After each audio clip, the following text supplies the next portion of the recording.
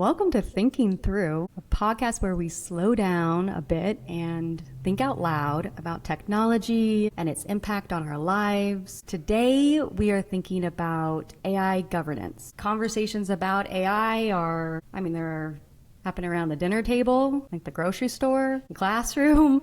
It's in the news, its impact on workforce, economics, society. You can't escape every facet of life. Every facet of life.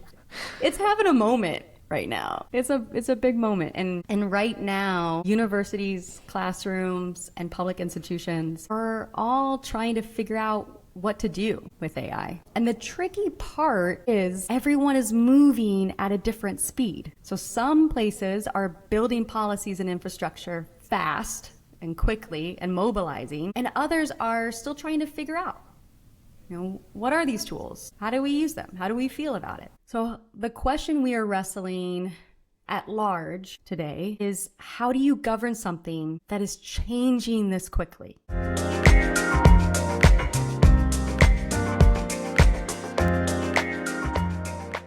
And today we are joined by Dr. Adam Pacton, Associate Teaching Professor and Dean's Fellow for AI Literacy and Integration at Arizona State University. Thank you so much for having me. One of the big struggles that I sit with right now is what we're calling a K-shaped distribution. So we have one group of faculty members who have been going down the AI rabbit hole since 2022, experimenting, learning, and advancing in their own AI journeys and guiding a lot of discourse around AI. On the other hand, we have other faculty who, for various quite reasonable commitments, chosen not to engage with AI, whether those are concerns around sustainability, concerns around ethics. But what that does is it creates larger governance questions. If, for example, if AI is interoperable across systems at ASU, which it is in many of our systems, and you have completely different levels of literacy, the further those two groups move apart, the less they can actually talk and make decisions together.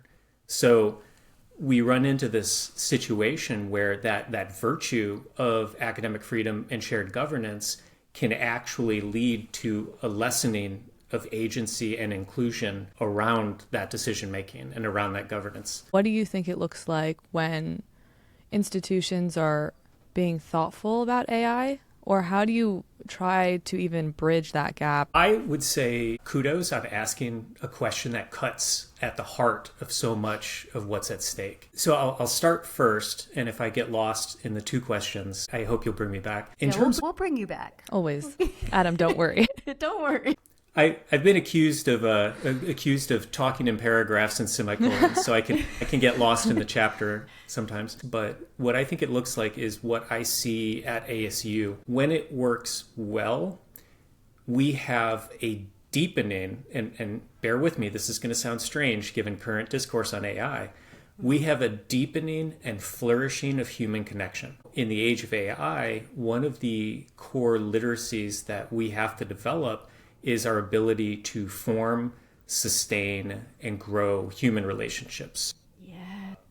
In many ways, AI allows us to drop the bar on the floor in terms of a lot of technical literacies. So if I decided today, given I have a certain level of literacy around AI, I wanted to learn about X to get to a functional level to do work in X, I could do it very fast. Mm-hmm. And so my ability to create outputs, my ability to learn is in a totally different space than it was even a few years ago. However, at a university, in any organization, in society, we don't run on technical expertise and outputs. And this is a key lesson that's being missed by many, I think, in higher ed and in industry. We run on human relationships. And central to that is our ability to conduct change management, not with technologies, literacy, and integration, but to conduct change with humans. So one of the wonderful things that I see at ASU is this burgeoning awareness that we need to and can tear down some of the old silos that kept department, units, individuals separated from one another. And what we can accomplish now is, and the speed at which we can accomplish it is absolutely incredible. That is the biggest potential of AI, not endless efficiencies, not offloading and offshoring, but being able to recalibrate what may have been a history of something getting lost, since we can go back to the Industrial Revolution and even the Enlightenment if we wanted.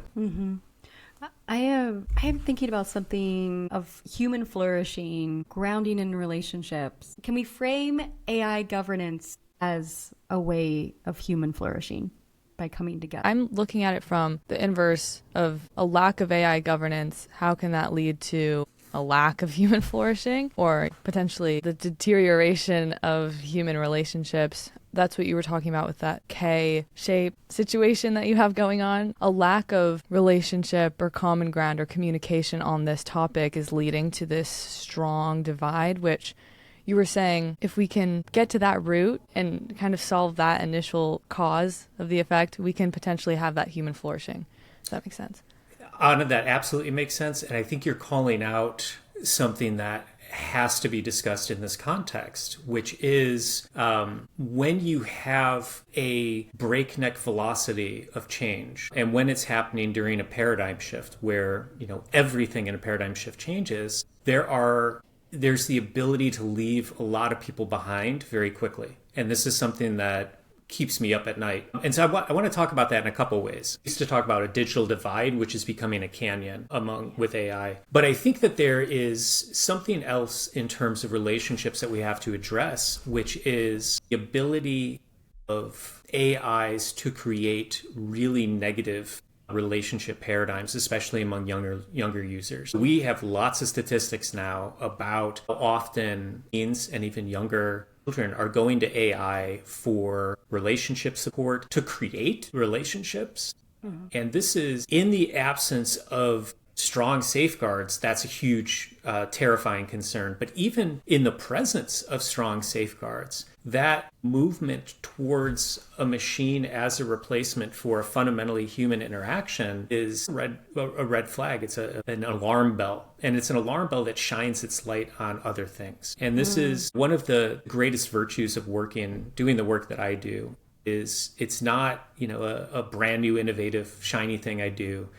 It's shining a light on what was previously obscured. It's allowing us to put on new frames to see what was there all along. So, at ASU, for example, and at any university, by way of example, thinking about what the relationships were between what journal articles I could download from the library and how I could input those into AI systems uncovered for me a whole lot of agreements that universities have with publishers on how to constrain the use of resources that are downloaded from those publishers. And that, besides recognizing that many people now just upload downloaded journal articles to AIs as if it's fine, it's not. That's a much longer conversation. That's to show us as we start to ask questions, and that question asking, I think, is so critical right now. As we start to ask questions about how we're interacting with AI, that allows us to step even further out of the frame and to look at the pre-existing conditions and how we were dealing with those before AI came along. Because AI can be an accelerant of social inequities. It can be an accelerant of the speculative layoff process. If we approach AI as shining a light and allowing us to be critical interlocutors of our goals, our ends, and our objectives, rather than just asking it to do everything for us, we're in the right frame. But that does push us away from what are the quick efficiencies? What are the ways we can do more with less? And it puts us in some more complicated positions. Yeah, you mentioned the difference, the inequity, the what is made possible, what are the challenges. I heard you also bring us into the classroom space, too, of what is this experiences like. And I'm curious, Ana, what is it like to be a student right now in this? I didn't have a term for it before actually learning about you, Adam. It just kind of feels a little bit chaotic, a little bit all over the place, because you don't have a very consistent attitude towards AI because it's just inconsistent.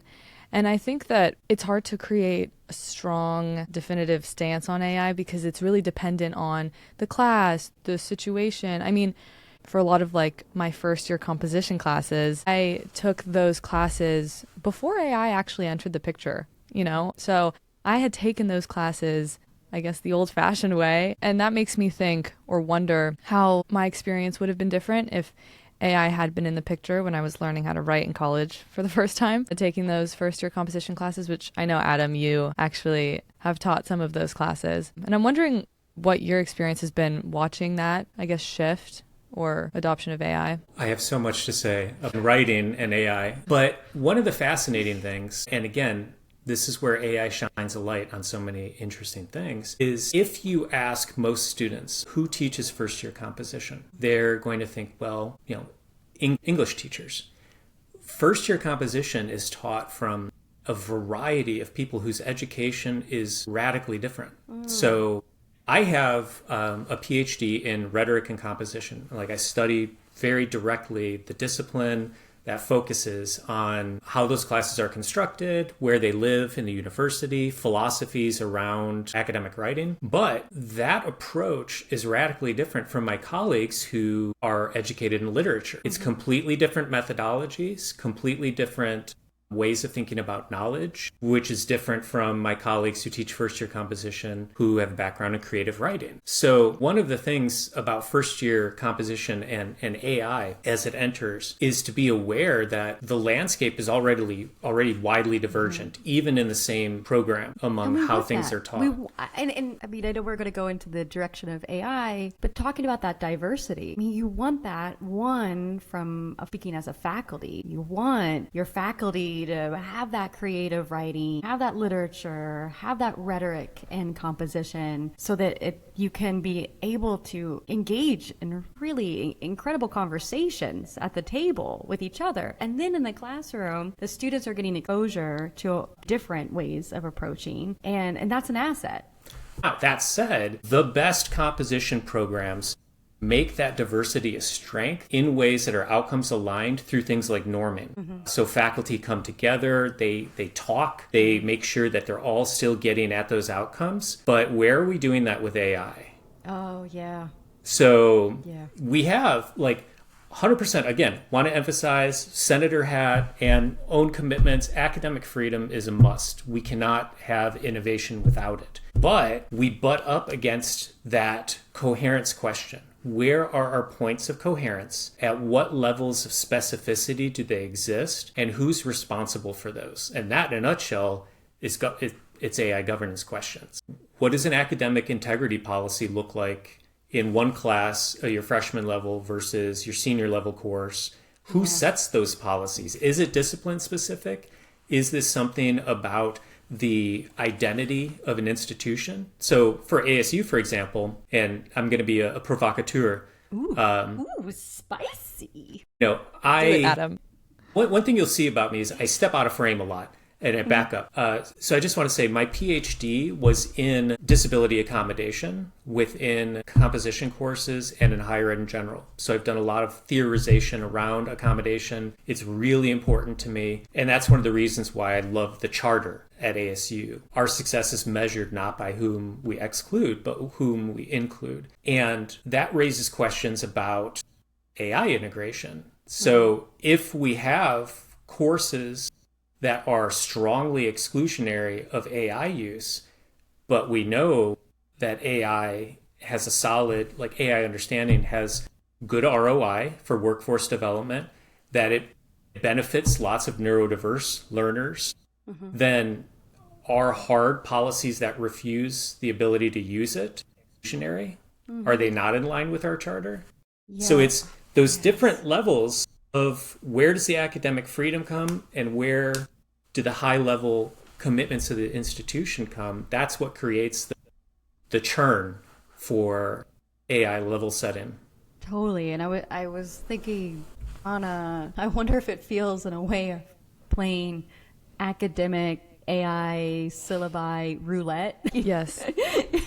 You don't know. It does. Yeah. I mean, it's so interesting because previously the syllabi, you really just want to find out what the grading looks like, what the attendance looks like. Those are the things you care about. But now, obviously, I still care about those things, but now it's really like going all the way down to the bottom and being like, okay, wait, am I going to get completely dropped if I involve this, if I don't? And it's a new concern, I guess, because it's not consistent, like I said. You have to remind yourself or, consistently try and refresh your memory on what's appropriate, what's not appropriate. And something as easy to access as AI. I mean, it's right there. I have Google Chrome. There's AI mode. I mean, you search things up on the internet and you involuntarily get an AI generated response. So at that point, it's almost difficult to avoid interacting with AI. One thing that I want to point out that you're highlighting here, and this comes back to the big AI literacy gap and what a difference of experience it is.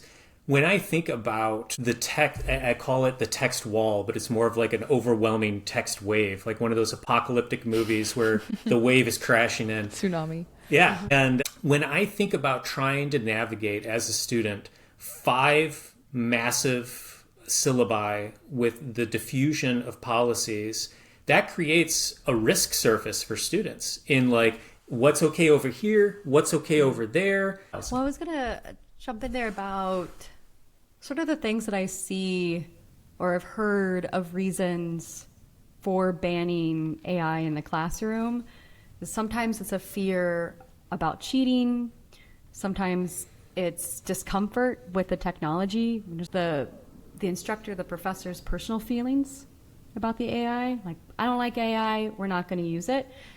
And some instructors do not know how to teach with it. And how do you integrate AI in the classroom space? And one of the things that I do in my practice, in all my courses, is we co-create AI policy. I have one course in particular where the whole semester is co-creating an AI policy with students that's embedded in the content as we're looking at AI ethics.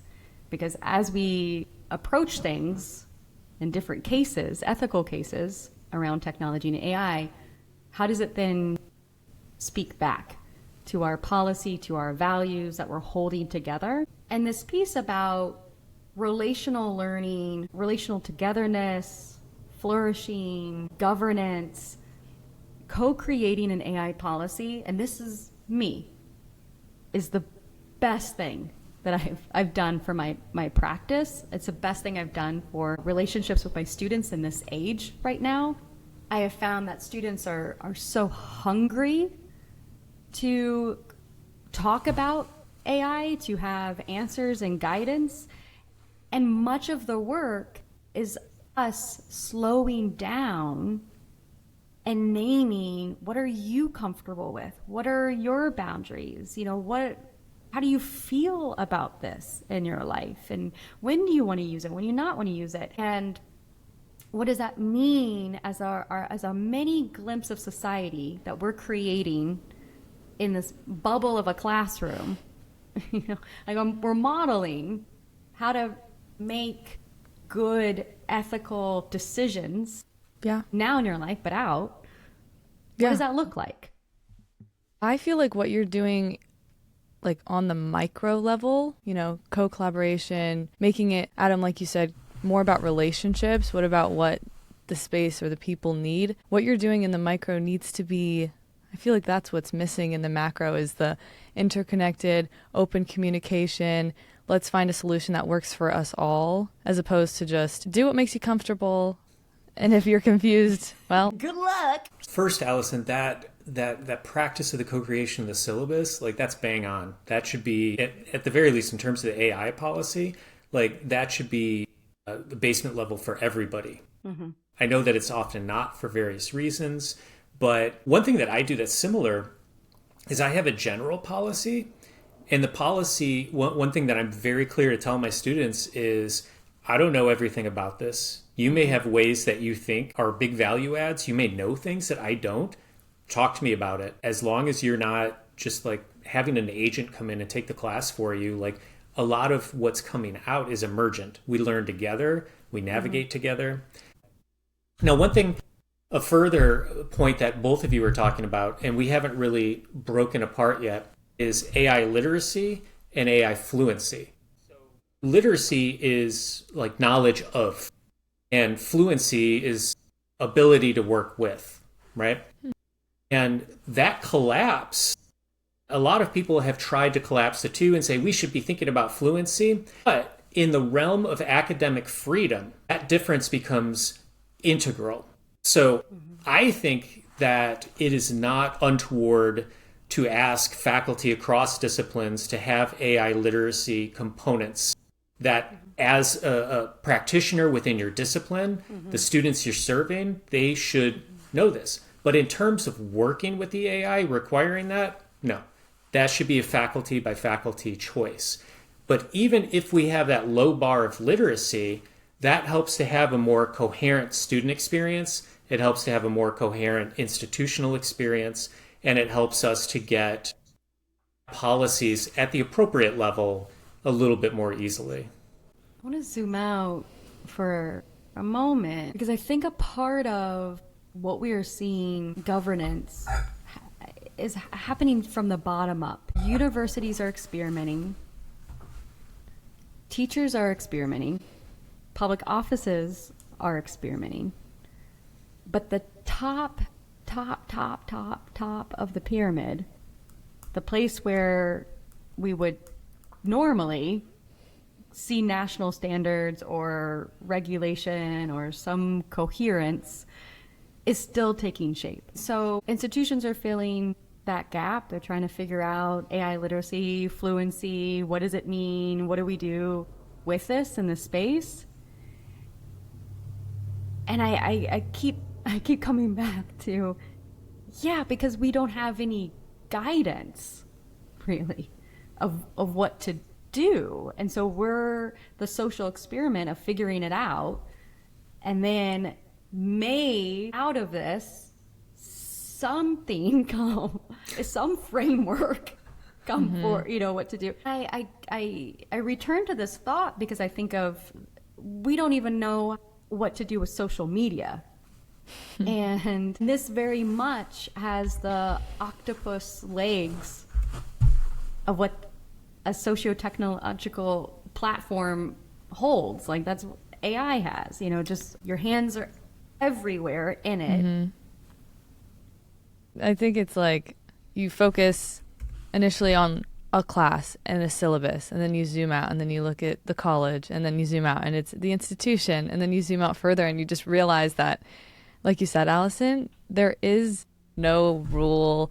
And the whole social experiment aspect of it, I mean, 3 years ago, I remember 3 years ago, my dad was like geeking out. He was like, this is going to be huge. And I was like, this is just you. Like, you're just a nerd. Allison, like you were saying, you keep waiting for regulations and standards to be put in place. And it kind of feels like, for some reason, with social media and tech, I'm assuming because there's so much invested into it that they don't want to mess with it. They don't want to disrupt the growth. I'm not really sure why, but for some reason, they're really quick to put regulations on a number of things. But when it comes to tech, that's where they put their hands up and just decide to each their own, I guess. Yeah, I think you both are naming a massive tension, and one that I think enough people in higher ed aren't really aware of, which is there's very little federal guidance. State guidance is sparse. Some states have a little bit more than others, but even states, I think, are hesitant. And then in terms of individual institutions, there is this shock and this freeze. And we see this, I think, at large institutional levels, at some institutions. We see this at smaller institutions, especially. Like ASU, I could not list in the amount of time we have everything that we have going on in terms of research related to this, in terms of the different groups. Allison and I are both in groups together on some of this. But one of the core questions, and I think this brings together a lot of strings, is, you said, who's giving the guidance? That's the question of the governance, is at what level and who provides guidance, and then how that guidance works, who's it for? So we have ASU, we have different colleges. So does our guidance happen at the college level, at the program level, at the class level? And then at ASU, how does that help scaffold and guide at the appropriate levels in between? We all want the guidance, but in education, we also all want to give our own answer. And that's that shared governance bucking up against institutional structures. So sometimes it doesn't feel like we've had salient, clear movement, but we are. And we're guiding other institutions as well, because all three of us operate within this massive, very advanced institution. But I think about some of the schools that I've gone to and worked at, like small private schools. In my mind, I think about their governance. I think about how they're managing AI, and I have much empathy. So I think though... Same, because I work with election officials across the U.S., and I spend a lot of time talking with offices that are trying to figure out their own AI policies. You know, how do we use it? When is it okay? When is it not okay? What does it mean to give something that is AI filtered or AI first in this task to the public? How does the public respond to it? And what kind of ethical stance do we want to take as public office? And I'm holding these questions. I'm holding them with election officials, and we're identifying what makes sense, what feels like ethical, responsible, principled use, AI use. But it is hard. And it is so hard. And I see it, and I, like you're saying, the empathy and how vastly different jurisdictions work within that, all that they're trying to preserve and care and to have transparent, honest, ethical elections while AI is swirling around, in addition to how to use it to make your practice more efficient or whatever, it may be. It feels like an impossible task for already offices, institutions that are limited in budget and workforce and resource. I think that institutions are the ones doing the heavy lifting and trying to ask these really thoughtful questions, like you are, Adam. Who is going to make these decisions, and who are the answers to those questions for? So I'm curious, Adam, from the work that you have been doing and the conversations that you've been involved in, do you see universities playing a role in these other sectors? So I see universities, my hope is that beginning this year, there's a much more concerted push to connect with our communities and to figure out ways to partner with communities to think about literacy and potentially fluency education in ways that exceed the boundaries of the conventional university credentialing systems. That's one of my projects. It's on my radar for the next academic year to focus on this. Yeah. Because the other available options are the developers of the tools being the educators of those tools. And can be a conflict of interest. It can sometimes be well motivated, but frankly, I will sleep better at night if educators are able to partner with communities to make sure that it's the agency of communities and community organizations that is expanded rather than constrained by AI. I see daily the things that I can do, I want everybody to be able to do. I want people to be able to use their own voice, people to advocate for themselves, people to advocate for others based upon what those others want. I don't want tech or universities to become arbiters of how people use technologies. I want them to enable agency with these technologies. So I think that's a move I hope to see, and I will definitely be a part of myself in the coming year. That's awesome. Yeah, I stand by. Well, I am biased, very, very, very, very biased when it comes to bridging universities and communities. I think that is to be a university institution as a knowledge enterprise. As you mentioned, we are a city that works within a city and communities and across even in our local spaces, but regional and national. I mean, we owe it to do it. We owe it to share, to co-create, to learn, to lead. We are, as an institution, are excellent gatherers. We can gather and bring and share wisdom, not only from our research spaces, but all of our human potential and power collective, that I think, what else is there? What really are you?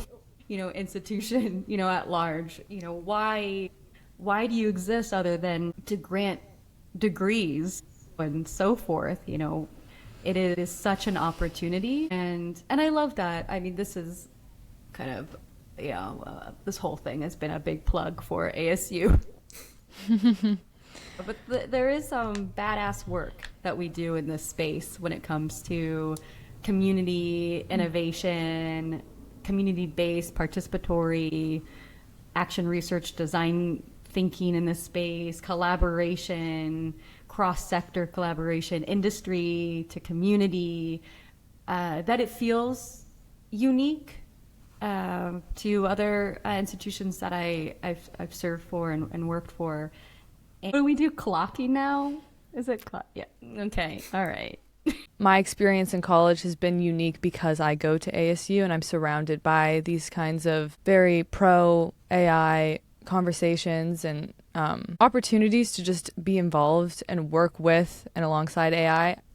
At the age that I'm at, I feel like I have a lot of knowledge that it's unfortunate to think that some people in other areas don't have half as much of the knowledge that I have, just by consequence of me being here and being in this environment where it's like almost osmosis. I don't really have to go out and search for, I just have access to it. And I think that, Adam, the distinction that you made between AI literacy and AI fluency needs to be talked about because, first of all, I thought those two were synonymous. And I am in this ASU environment, or I am in this higher education university environment where I'm, constantly learning.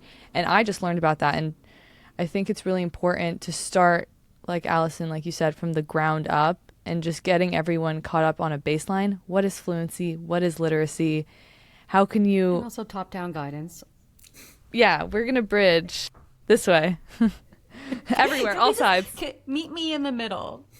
Yeah. What is the middle? Now, did you just turned over that stone. Way to go, Ana. Now take a pause. What is that? What is that middle? I think I can answer that. I think that both Allison and I have been in those spaces where the middle is, and in a very strange way, the middle is those people who can connect the top and the bottom and form that relationship and do it visibly and do it legibly. So one of the core things that I work with, and it's very strange, like I've had to have crash courses in marketing as I do some of the work that I do, not because I'm selling anything, but because I need to move from the space of scholar to space of connector. That middle is sometimes it's a faculty member who is off doing their own thing, but they're visible, they're loud, you can connect them. But even that middle is there's not a clear point. It's almost like a gas cloud where this is kind of where the connection should maybe kind of take form, but it's still figuring out that very clear connection. It's still not clear to me if it's good to do that or not. Like, we have to confront shared governance and the shape of the guidance we want. How much guidance is enough? How much guidance is control? So I think figuring out how we can pull from all those directions into a place where it's like the ancient Greek agora, like a marketplace. If we can pull everybody into the market and have those conversations. Everybody join. Come to our agora. That was beautiful. I would go. That was the theme song to the Agora. That's awesome. No, I think you're right. And I think it's interesting that you're highlighting leadership as opposed to, well, leadership in a supportive way instead of cornering people or making people feel like this is the direction that they have to go to. Like, I think inspiring people first and then leading with that hope and that optimism, as opposed to being like, these are the rules, this is what you need to do, change the way you work, change the way you think about AI entirely. Because I think that will unravel itself. Mm-hmm. If you just have people following the hope of, okay, this isn't intimidating, this is a tool, this isn't a threat, I think those preconceived notions of what AI is will slowly shed. And I think, Adam, thank you, and Dr. Lester, for the work you guys are doing, because like you said, the middle is in the people that are vocalizing what they know, what they don't know, and trying to collaborate with other people. And Adam, for our closing, as we think across universities and institutions and public offices, I want to ask you, what is one question about AI governance you hope people are still asking 10 years from now or just in the future? I think if I could give one single question, it would not be who's in charge. It would not be who has the answer. It would be how can I participate? Ooh, okay. Snaps. Okay, Adam. Snaps.